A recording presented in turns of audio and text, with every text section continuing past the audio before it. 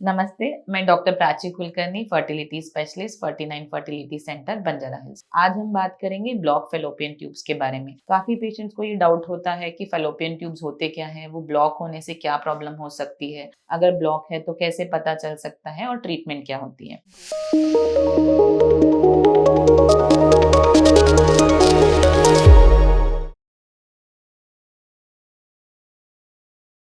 तो हम देखते हैं कि फेलोपियन ट्यूब क्या होती है। तो ये गर्भाशय है, उसके आगे वाला ये जो हिस्सा आपको दिख रहा है, जो ओवरीज और यूट्रस के बीच में है, उसे हम कहते हैं फेलोपियन ट्यूब। तो ये फेलोपियन ट्यूब जो होता है, ये बहुत ही डेलिकेट और पतला सा स्ट्रक्चर होता है। और ये इसका काम क्या होता है कि अंडा जब यहाँ से रिलीज होगा ओवरी से, तो फेलोपियन ट्यूब उसे उठाता है। वो उठाने के बाद ट्रांसपोर्ट ऑफ एग, मतलब ट्यूब के अंदर उसे दूसरी जगह पे लेकर जाना, ये फंक्शन फेलोपियन ट्यूब का होता है। फिर आप लोग जब मिलते हैं तो स्पर्म्स यहाँ पे डिपॉजिट होते हैं वजाइना में। यहाँ से स्पर्म्स जो है गर्भाशय से आगे बढ़ के ये ट्यूब में आकर के फर्टिलाइजेशन जो होता है वो ट्यूब में होता है। तो अभी फेलोपियन ट्यूब का ये भी काम हो गया कि स्पर्म्स का पैसेज है वो, और एग और स्पर्म बॉडी में मिलते भी फेलोपियन ट्यूब में है, जहाँ पे फर्टिलाइजेशन होके आपका प्रेगनेंसी बनना स्टार्ट होता है फेलोपियन ट्यूब में। और ये जो प्रेगनेंसी बनना स्टार्ट हुआ, अब उसे फेलोपियन ट्यूब का ही काम है कि यूट्रस के तरफ पुश करना। तो अगेन इसी का काम है ट्रांसपोर्ट ऑफ एम्ब्रियो को ट्यूब में से यूट्रस में ट्रांसपोर्ट करना, ताकि वो सही जगह पे इम्प्लांट हो जाए और यहाँ पे उसका पूरा डेवलपमेंट हो जाए। तो फेलोपियन ट्यूब का काम है अंडे को उठाना, स्पर्म का पैसेज, एग और स्पर्म को फेलोपियन ट्यूब में मिलना होता है, और जो भी एम्ब्रियो रेडी हो गया उसको वापस ट्रांसफर करना है यूट्रस में। ये फेलोपियन ट्यूब का काम है। तो अगर फेलोपियन ट्यूब ब्लॉक है तो क्या होगा? एग रिलीज होने के बाद में अगर सपोज ये पार्ट थोड़ा ओपन है तो यहाँ पे आ जाएगा। ये हिस्सा अगर ब्लॉक है तो स्पर्म्स जो है वो अंदर चल के यहाँ तक आ जाएंगे, लेकिन एग और स्पर्म बॉडी में मिल नहीं सकते। तो फिर फर्टिलाइजेशन नहीं होगा तो प्रेगनेंसी स्टार्ट ही नहीं होगा। तो जिनके भी फेलोपियन ट्यूब्स ब्लॉक हैं, उनको प्रेगनेंसी आने में प्रॉब्लम हो सकती है। तो अब हम देखेंगे फेलोपियन ट्यूब्स ब्लॉक किस वजह से हो सकते हैं।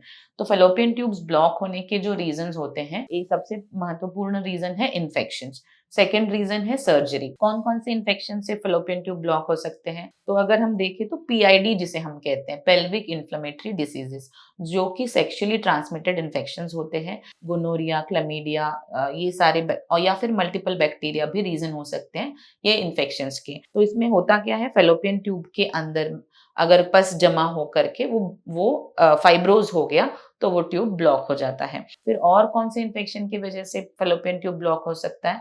तो इंडिया में कॉमन है ट्यूबरकुलोसिस। जो जेनाइटल ट्यूबरकुलोसिस होता है, इन्फेक्शन से क्या हो सकता है कि गर्भाशय की लाइनिंग को भी डैमेज हो सकता है, अंदर एडहेजन्स यानी कि जाले भी बन सकती है, फेलोपियन ट्यूब्स में पानी भी भर सकता है, कभी फेलोपियन ट्यूब ब्लॉक भी हो सकता है। तो ट्यूबरकुलोसिस इज द इन्फेक्शन जो फेलोपियन ट्यूब ब्लॉक कर सकता है। फिर ये इन्फेक्शंस के बारे में और क्या रीजंस है? Surgical reasons.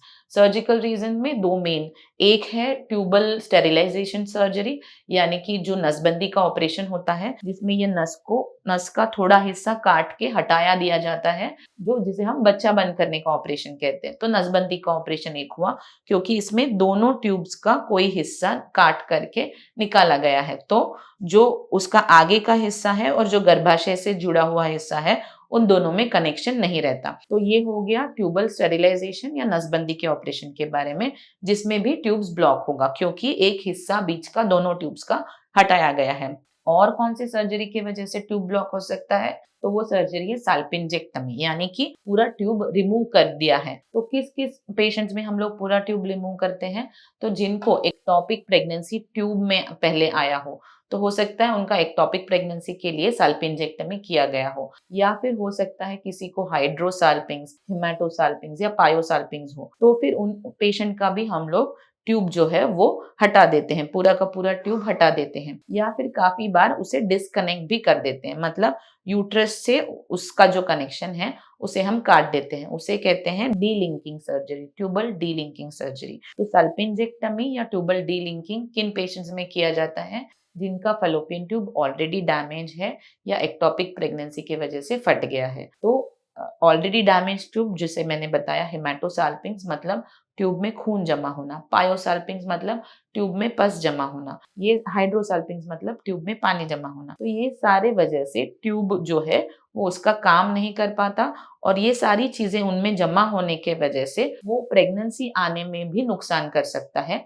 इसलिए इन पेशेंट्स में हम ये ट्यूब आईवीएफ में भी हटा करके ही आगे जाते हैं। तो ये ऑपरेशन को कहते हैं साल्पिंजेक्टमी। तो हमने देखा कि 3 रीजंस हैं इन्फेक्शंस में जो sexually transmitted infections, tuberculosis, surgery में नसबंदी का ऑपरेशन और साल्पिंजेक्टमी। तो ये मेन रीजंस है ट्यूब ब्लॉक होने के। अब हमें पता कैसे चलेगा, कौन से टेस्ट किए जाते हैं कि फेलोपियन ट्यूब ओपन है या ब्लॉक है पता करने के लिए। तो सबसे कॉमन जो टेस्ट है वो है एचएसजी यानी कि हिस्ट्रोसाल्पिंगोग्राम। सेकेंड टेस्ट है एसएसजी यानी कि सलाइन साल्पिंगोग्राम। थर्ड टेस्ट है डायग्नोस्टिक लैप्रोस्कोपी विद क्रोमोपर्ट्यूबेशन। तो अब हम एक एक के बारे में देखेंगे। एचएसजी क्या होता है? एचएसजी सबसे पुराना टेस्ट है जो बहुत सालों से चलता आ रहा है। उसमें हम क्या करते हैं, एक रेडियो ओपेक डाई को गर्भाशय के अंदर में पुश करके एक एक्सरे खींचते हैं। तो ये डाई जो है एक्सरे में हमें मालूम पड़ेगा कि गर्भाशय से होकर के ट्यूब में से निकल के बाहर आ रहा है।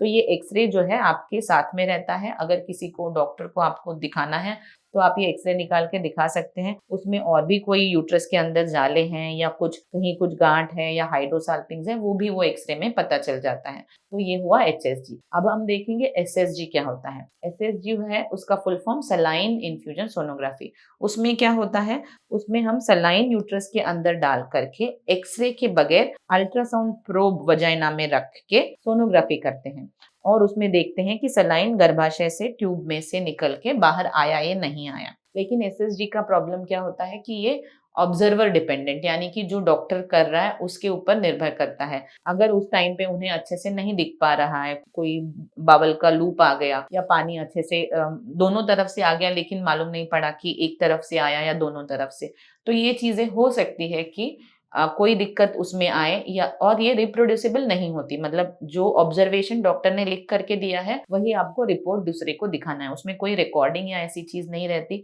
जो आप डॉक्टर को दूसरे डॉक्टर को दिखा सकते हैं। और उसमें ये भी होता है कि अगर हमें, जैसे हमने एचएसजी में देखा कि जाले या ऐसा कुछ है तो वो भी नजर पड़ सकता है, या पॉलिप अंदर है तो वो पॉलिप भी नजर पड़ सकता है एसएसजी में। ये हुआ एसएसजी। अब तीसरा जो टेस्ट हमने देखा था डायग्नोस्टिक लैप्रोस्कोपी विद क्रोमोपर्ट्यूबेशन। तो ये क्या होता है? आजकल हम लैप्रोस्कोपी डायग्नोसिस के लिए बहुत कम कर रहे हैं क्योंकि आजकल की अल्ट्रासाउंड मशीन्स की जो एफिशिएंसी है और हम जो स्कैन्स कर रहे हैं उसमें काफी सारी जानकारी मिल जाती है। तो सिर्फ डायग्नोसिस के लिए आजकल हम लोग लैप्रोस्कोपी नहीं करते, लेकिन फिर भी अगर किसी की डायग्नोस्टिक लैप्रोस्कोपी हो रही है तो उसके साथ साथ क्रोमोपर्ट्यूबेशन यानी कि डाई कलर, एक कलर वाला डाई होता है मिथिलिन ब्लू, जिसे हम गर्भाशय से पुश करके देखते हैं कि वो ट्यूब में से, दोनों ट्यूब में से बाहर आ रहा है नहीं। इसमें क्या होता है, इसमें डॉक्टर जो है आपको उसका वीडियो भी दे सकते हैं और उसका फोटोज भी खींच करके आपके डिस्चार्ज समरी के साथ में अटैच कर देते हैं कि आपको फ्यूचर में किसी को दिखाना है तो काम में आए। तो एडवांटेज क्या है डायग्नोस्टिक लैप्रोस्कोपी का कि बिकॉज ये सर्जरी है, अगर उन्हें उसमें कोई भी प्रॉब्लम लग रहा है जैसे ट्यूब चिपका हुआ है या कुछ इश्यू लग रहा है, हाइड्रोसाल्पिंग नजर पड़ा, तो हाइड्रोसाल्पिंग्स उसी टाइम पे हटा सकते हैं। तो करेक्टिव सर्जरी भी अगर करना है तो लैप्रोस्कोपी के टाइम पे कर सकते हैं। तो ये था ट्यूबल टेस्टिंग की पता करने के लिए कि ट्यूब्स ब्लॉक है कि नहीं, कौन से टेस्ट करते हैं। अब हम देखेंगे कि ये ट्यूब्स अगर ब्लॉक है तो फिर क्या ट्रीटमेंट किए जा सकते हैं।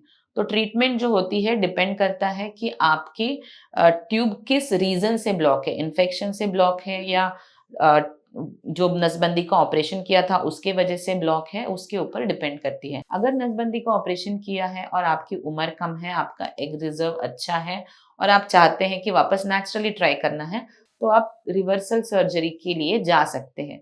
लेकिन रिवर्सल का जो सक्सेस रेट है वो 30 to 60% के बीच में रहेगा और ये बहुत सारी चीजों पे डिपेंड करता है कि आपका ट्यूब का अभी का कंडीशन कैसा है, आपका ओरिजिनल जो ऑपरेशन हुआ था उसमें ट्यूब का कितना हिस्सा काटा गया है और वो किस तरह से किया गया था, ट्यूब का हीलिंग कैसे हुआ है, इसके ऊपर डिपेंड करता है कि सक्सेस क्या रहेगा रीकैनालाइजेशन का। अगर 30 to 60% सक्सेस रीकैनालाइजेशन का है, इसका मतलब ये नहीं कि प्रेगनेंसी 30 to 60% में आएगी। फिर उसके बाद जब आप नेचुरली ट्राई करते हो, मतलब हर महीने में 10% चांस रहेगा प्रेगनेंसी आने के लिए। तो अगर उम्र ज़्यादा है, एग रिज़र्व कम है, तो हम जिनका नसबंदी का ऑपरेशन हुआ है, उन्हें भी डायरेक्ट आईवीएफ को जाने की सलाह देते हैं, क्योंकि आईवीएफ में जो है सक्सेस रेट ज़्यादा रहेगा, 50 टू 60% तक ये रह सकता है। अगर हम देखें कि जिनके ट्यूब्स इन्फेक्शन की वजह से ब्लॉक होते हैं, क्या उनके ट्यूब हम खोल सकते हैं क्या? तो जब एचएसजी करते हैं, तो एचएसजी में कॉर्नुअल ब्लॉक अगर है, तो एक प्रोसीजर होता है एफटीसी, यानी कि फेलोपियन ट्यूब कैन्युलेशन। उसमें क्या करते हैं, एक कैथेटर लेकर के ट्यूब के ओपनिंग से डाल के, अगर छोटा सा कोई म्यूकस प्लग ऑब्स्ट्रक्ट कर रहा है इस हिस्से में, तो उसे हटा देते हैं, तो उसे कहते हैं एफटीसी। रिस्क क्या हो सकता है, कभी कभी ये फेलोपियन ट्यूब पंक्चर हो सकता है या रप्चर हो सकता है, ये उसमें रिस्क रह सकता है। सेम चीज जो है वो हिस्ट्रोस्कोपिक कैन्युलेशन भी किया जा सकता है, ये लेकिन सिर्फ कॉर्नुअल ब्लॉक को। अगर हम ट्यूब का ब्लॉक खोल रहे हैं या अगर हम ट्यूबल रिकैनालाइजेशन का सर्जरी कर रहे हैं, तो हमेशा एक याद रखना है कि एक्टोपिक ट्यूबल प्रेगनेंसी का रिस्क इन पेशेंट्स में जरूर रहेगा, क्योंकि ट्यूब वापस से नॉर्मल नहीं हो सकता। जहाँ पे भी सर्जरी हुआ है या जहाँ पर भी ब्लॉक खोला गया है, वहाँ पे थोड़ी स्कारिंग होगी, वहाँ पे थोड़ा डायमीटर नैरो होगा ट्यूब का।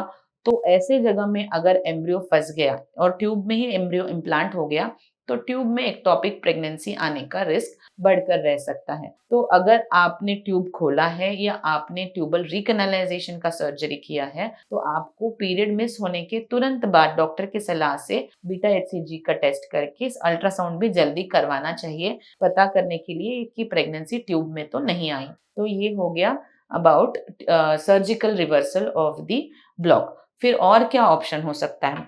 तो सबसे सेफ ऑप्शन जो होता है वो आईवीएफ होता है, क्योंकि आईवीएफ में हम ट्यूब्स को काम में ही नहीं ला रहे, इन ट्यूब्स को हम बिल्कुल भी हाथ ही नहीं लगा रहे।